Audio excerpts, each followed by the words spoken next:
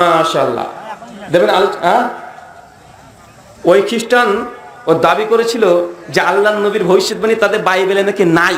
আমি বলেছিলাম আছে, এই জন্য বাইবেলের যে মূল ভাষা, কুই ভাষা বলেন তো ভাইজান, কি ভাষা? হিব্রু। আমি হিব্রু সে সময় জানতাম না, তো যখন ডিবেট হবে তখন আল্লাহর নবীর যে ভবিষ্যৎবাণী হিব্রু বাইবেলে আছে, ইংলিশ বাইবেলে খুঁজলে আপনি সেভাবে পাবেন না। কেন? ইংলিশে ট্রান্সলেশন করে ফেলেছে।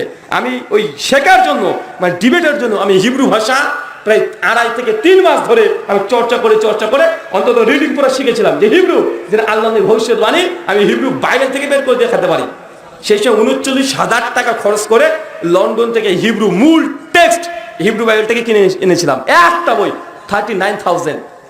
Song of Salman chapter 5 verse 16।